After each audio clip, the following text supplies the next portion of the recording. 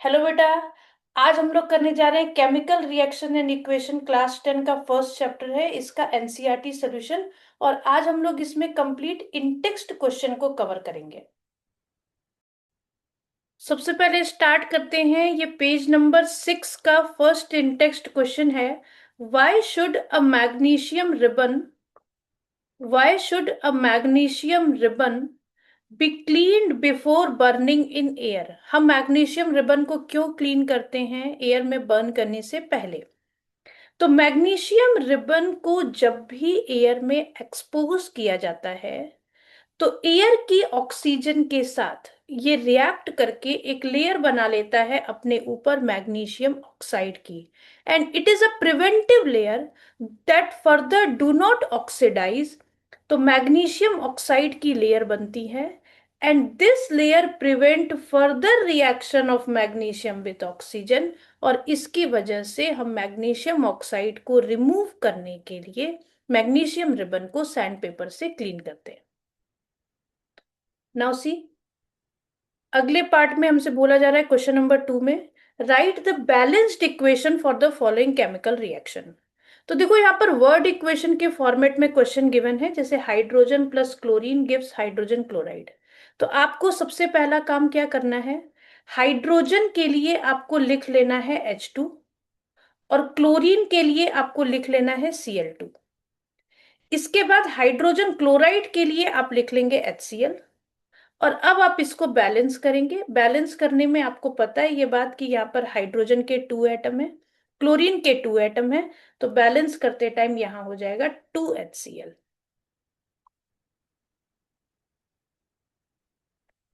Now next question, barium chloride plus aluminium sulphate. Again आप barium chloride का formula लिख लेंगे यहाँ पर। बेरियम क्लोराइड का फॉर्मूला BaCl2 और एल्यूमिनियम सल्फेट का Al2SO4 whole thrice. Barium sulphate को आप लिख लेंगे BaSO4 और एल्यूमिनियम क्लोराइड को लिख लेंगे AlCl3। नाउ इसके बाद जब आप बैलेंस करने जाएंगे तो आपको यहाँ पर दिखाई दे रहा है कि बेरियम का 1 एटम है, बेरियम का 1 एटम है, क्लोरीन के यहाँ पर 2 एटम है और यहाँ पर 3 एटम आपको दिखाई दे रहे हैं। तो आप 2 एल्यूमिनियम क्लोराइड कर लीजिए। नाउ 6 एटम हो गए। तो आपको यहां पर करना पड़ेगा 3BaCl2 ताकि आपके पास 6 हो जाए अगेन। तो अब आपको इसको भी 3 करना पड़ेगा। Now you can see aluminium and sulphate both are balanced. Now next reaction is what, sodium को सबसे पहले अगेन आप सोडियम को लिख लीजिए Na, वाटर को लिख लीजिए H2O, सोडियम हाइड्रोक्साइड को NaOH एंड हाइड्रोजन को H2। सोडियम का रिएक्शन, सोडियम यहाँ पर 1 एटम आपको दिखाई दे रहा है और यहाँ भी आपको 1 दिखाई दे रहा है। हाइड्रोजन यहाँ पर 2 दिख रहा है लेकिन हाइड्रोजन यहाँ पर हम लोगों को 3 दिखाई दे रहा है।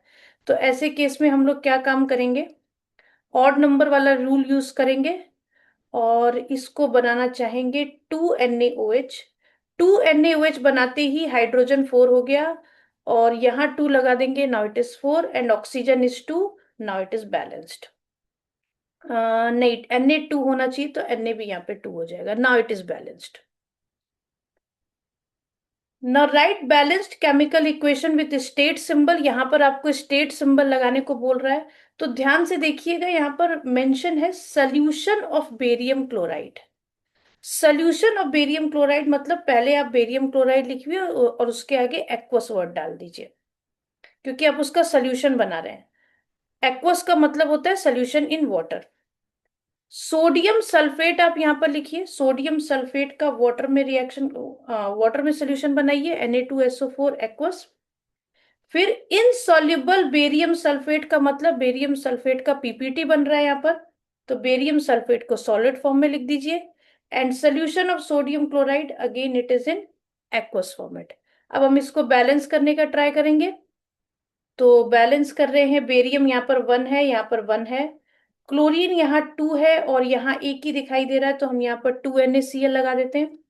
Now Na is 2, sulphate is 1, now the reaction is balanced. Next देखिए, सोडियम हाइड्रोक्साइड सोल्यूशन है। सोडियम हाइड्रोक्साइड सोल्यूशन आपको गिवन है, इट इज इन वाटर। तो आप सबसे पहले सोडियम हाइड्रोक्साइड के आगे एक्वस लगा दीजिए। अगेन हाइड्रोक्लोरिक एसिड सोल्यूशन है इन वाटर, तो हाइड्रोक्लोरिक एसिड के आगे भी एक्वस लगा दीजिए। नाउ सी, अब आप यहाँ पर NaOH Na1 है, और यहाँ भी Na1 है। OH हाइड्रोजन यहाँ पर 1 है, यहाँ पर 1 है, तो hydrogen is 2, it is also balanced. Oxygen is 1, it is also balanced. And then chlorine is 1, it is also balanced. So this reaction is already balanced. Now see, हम लोग इन टेक्स्ट क्वेश्चन पेज नंबर 10 पर आ जाते हैं। यहां पर हमसे पहला question ये पूछा जा रहा है बेटा कि a solution of substance x is used for white washing. तो व्हाइट वॉशिंग वाला याद करो, हमने क्या पढ़ा था कि कैल्शियम ऑक्साइड को सबसे पहले वाटर में डालते हैं तो कैल्शियम हाइड्रोक्साइड बनता है। Then this calcium hydroxide react with carbon dioxide of air, then it form calcium carbonate white colour का, जो कि हमको व्हाइट वॉश में दिखाई देता है। तो नाउ द सब्सटेंस एक्स आपको यूज करने को बोल रहा है कि सब्सटेंस एक्स आपने क्या यूज किया, तो इट इज कैल्शियम ऑक्साइड। और फॉर्मूला आपसे बोल रहा है, तो फॉर्मूला कैल्शियम ऑक्साइड का CaO होता है, तो वो हम यहां पर लिख देंगे। नाउ द रिएक्शन आपको बोल रहा है इसमें कि कौन सा रिएक्शन हो रहा है, जैसे ही आप इस सब्सटेंस एक्स का रिएक्शन करा रहे हैं विथ वाटर, तो आपको ये पता है ये एक्सोथर्मिक रिएक्शन होता है। कैल्शियम ऑक्साइड वाटर के साथ में रिएक्शन करके कैल्शियम हाइड्रोक्साइड बनाएगा, और ये जो कैल्शियम हाइड्रोक्साइड है इसको आप स्लेक लाइम भी बोलेंगे, and a large amount of heat is also produce. अब यहाँ पर इसको बैलेंस करने की कोशिश करते हैं, तो ये ऑलरेडी मुझे बैलेंस दिखाई दे रहा है, क्योंकि ऑक्सीजन भी यहाँ पर 2 है और हाइड्रोजन भी यहाँ पर 2 है और कैल्शियम 1 है। नेक्स्ट सेकेंड पार्ट में आपसे बोल रहा है why is the amount of gas collected in one of the test tube in activity 1.7। तो आपकी बुक में, एनसीईआरटी की बुक में जो एक्टिविटी 1.7 है, that shows electrolysis of water.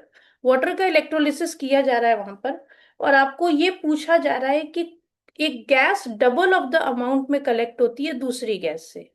एक तो आपको इस गैस का नाम बताना है और उसका रीजन बताना है।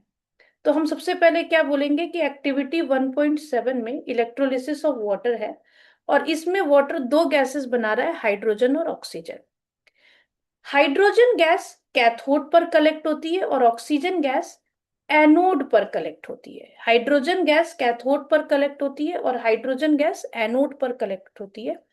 और यहां पर हमको दिख रहा है कि आफ्टर बैलेंसिंग, जैसे ही हम इस रिएक्शन को बैलेंस करते हैं, हमको दिख रहा है कि 2 molecule of water form 2 molecule of hydrogen and 1 molecule of oxygen.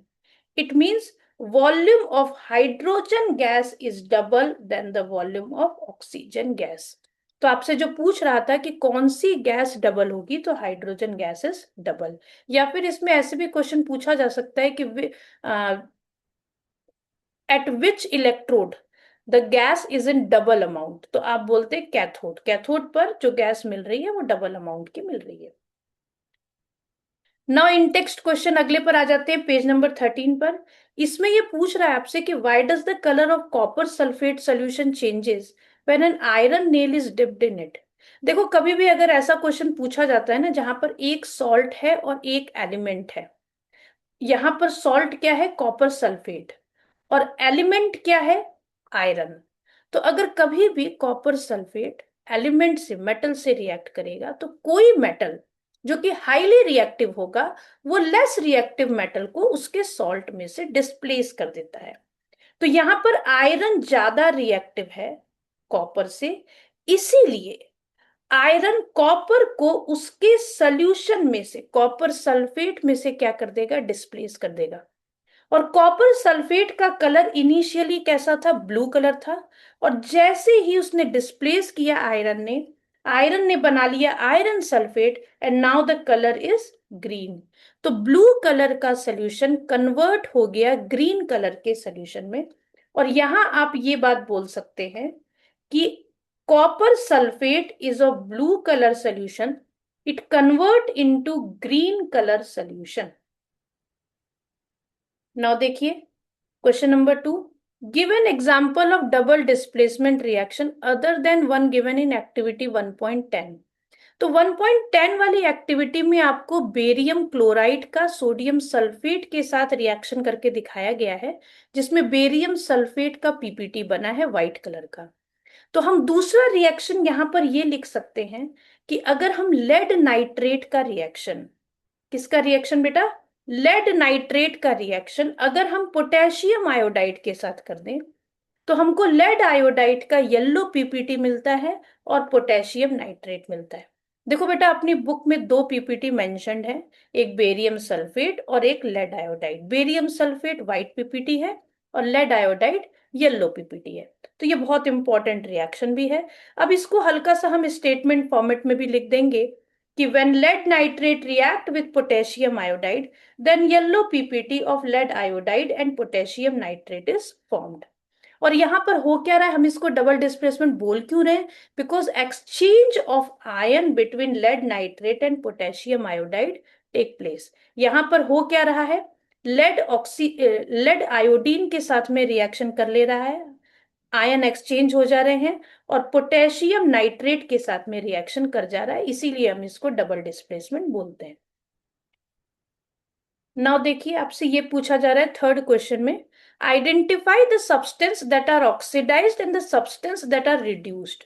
तो हम ऑक्सीडाइज किसको बोलते हैं, जिसमें ऑक्सीजन ऐड हो जाती है या फिर हाइड्रोजन रिलीज हो जाती है। तो यहां देखिए, सोडियम जो है, इस रिएक्शन में सोडियम ऑक्सीजन को गेन करके बना रहा है सोडियम ऑक्साइड।